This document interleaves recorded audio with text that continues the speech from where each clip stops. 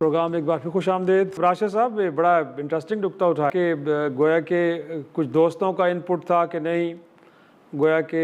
اگر ایگری کر بھی گیا ہے بہت سارے معاملات پہ امریکہ، لیکن یہ کوئی اچھی ڈیل نہیں ہوگی، اور اب اس کے نتیجے میں پھر ایران کی ناکہ بندی اور یقینی طور پر اس کا امپیکٹ یہ بھی ہم جاننا چاہیں گے کہ کتنا اس کا گہرا امپیکٹ ہے عوام کے اوپر، وہاں پہ سپلائیز چیزوں کی کیا چیزیں اب بھی دستیاب ہیں کہ نہیں، وہاں پہ بھی ایشوز پیدا ہو گئے ہیں، اور مور امپورٹنٹلی اب آپ کو لگتا ہے کہ نہیں ٹائم گزر گیا ہے، ایک اچھی ڈیل مل رہی تھی، ایران نے نہیں لی، اب مسلسل گویا کہ تجاویز بھجوائی جا رہی ہیں لیکن واشنگٹن کی جانب سے کوئی مثبت اور واضح میسیجز نہیں آ رہے واپسی میں؟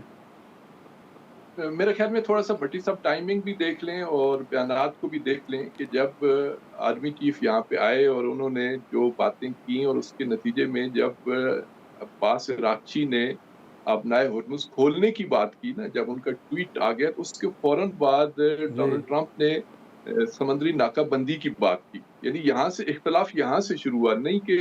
جو بھٹی صاحب کہہ رہے ہیں وہ دوسری انداز سے دیکھ رہے ہیں. مشکل کہاں سے شروع ہوئی؟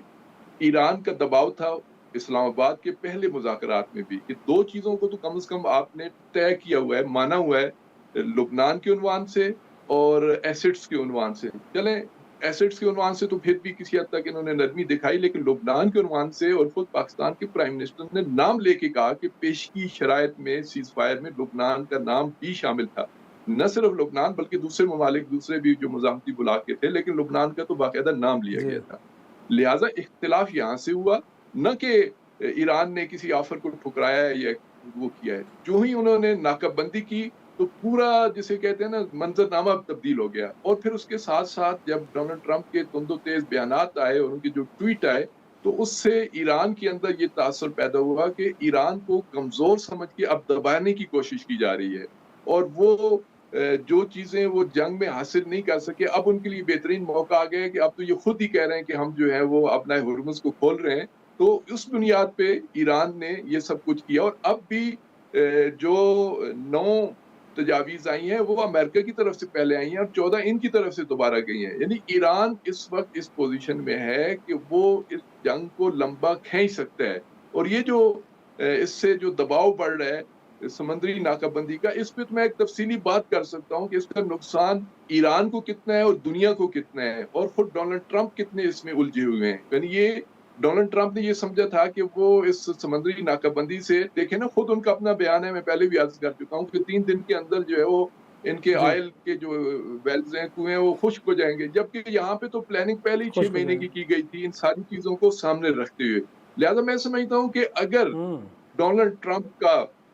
ٹویٹر بند ہو جائے اور اس سے آگ اگلنا بند ہو جائے تب جا کے مسائل حل ہوں گے. نیچے سطح پہ مسائل حل ہوتے ہیں اور آخر میں ان کا کوئی نہ کوئی ایسا ٹویٹ آ جاتا ہے، ان کا کوئی ایسا بیان آ جاتا ہے کہ وہ جو سفارتکار جتنی محنت کرتے ہیں ان پہ وہ پانی پھیر کے رکھ دیتے ہیں. تو اس وقت ان کی ذہنیت اور ان کے اس طرز فکر کو بدلنے کی ضرورت ہے. وہ صرف اپنا اس وقت ذاتی ایک جسے کہتے ہیں ذاتی طور پہ اپنے آپ کو ایک فاتح کے طور پہ پیش کرنا چاہتے ہیں. یہ ایک حقیقت ہے کہ اب نہیں ہو سکتا، آپ اپنے آپ کو اس وقت فاتح کے طور پہ نہیں پیش کر سکتے. ہاں اگر ایک آپ اچھی ڈیل کر کے دنیا پہ یہ ثابت کر سکتے ہیں کہ ہم سپر پاور نے اس مسئلے کو بہت اچھی طریقے سے حل کر لیا ہے. اگر وہ یہ سمجھتے ہیں کہ وہ دنیا میں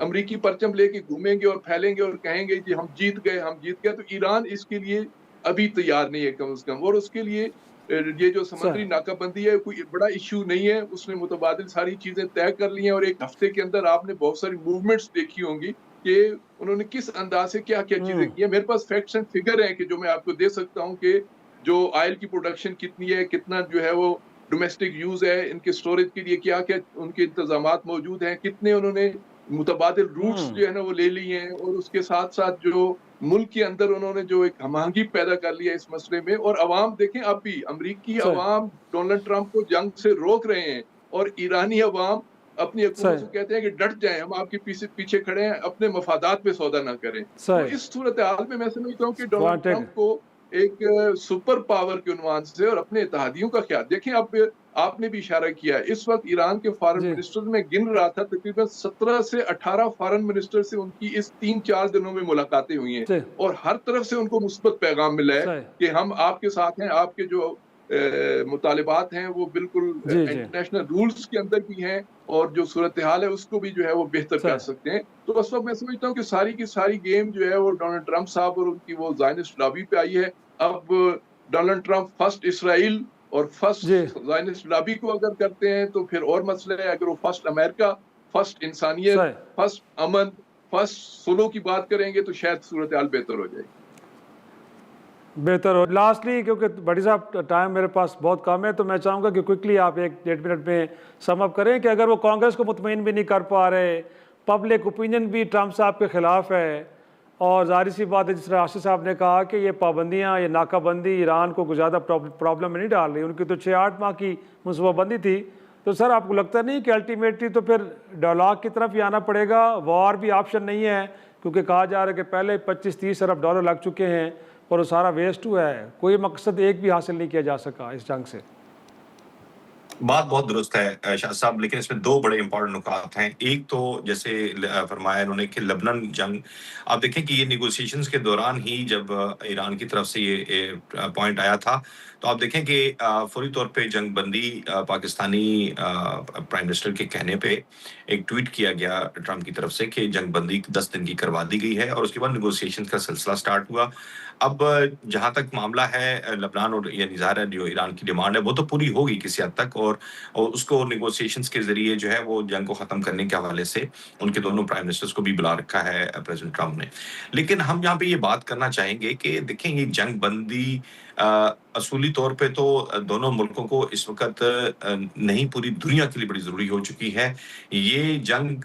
اس کو آگے بڑھانا شاید کسی کے مفاد میں نہیں ہے. اب اس کے لیے انا پرستی سے نکلنا یہ ایک بہت بڑا فیکٹر بن چکا ہے. ایران کے اوپر بھی پریشر ہے، اس میں کوئی شک نہیں ہے، عوام کو مہنگائی کا سامنا ہے، بے شک اس کی جتنی مرضی جسٹیفیکیشن دے دی جائے، جتنا مرضی یہ بات کر دی جائے، لیکن ظاہر ہے جو حالات وہاں پہ بن رہے ہیں اس میں انفارمیشن جو ہے مختلف ذرائع سے آ رہی ہے کہ وہاں پہ ایک پریشر بلڈ اپ ہو رہا ہے. لیکن کیا جنگ ہی صرف اس کا حل ہے؟ تو یہ جنگ اس کا حل ایرانیوں کے لیے بھی نہیں ہے. اسی طرح سے امریکہ کے اندر میں نے بڑی تفصیل سے بتایا کہ یہاں پر بھی عوام کا پریشر ہے، پولیٹیکل پریشر ہے، انٹرنیشنل لابیز کا پریشر ہے، اور پوری دنیا آپ دیکھیں نیٹو ساتھ میں نہیں کھڑا، یو کے ساتھ نہیں کھڑا، باقی ممالک جو ہے وہ اس کے مخالف ہیں. تو یہ امریکہ کے لیے بھی ایک تنہائی کا سامنا ہے ان کو بھی. اور اس ساری صورتحال کے اندر شاید جو دونوں طرف سے کوششیں وہ پاکستان کے ذریعے جو ہو رہی ہیں، ایک دفعہ پھر میری ذاتی رائے ہے کہ شاید آنے والا جو 1-2 ہفتے ہوں گے وہ بڑے امپورٹنٹ ہوں گے، اور اس میں میرے خیال میں ایک ڈیسائسو جو ہے نیکسٹ راؤنڈ آف ٹاکس جو ہے وہ عین ممکن ہے کہ دونوں ملک اس پر ایگری کر جائیں.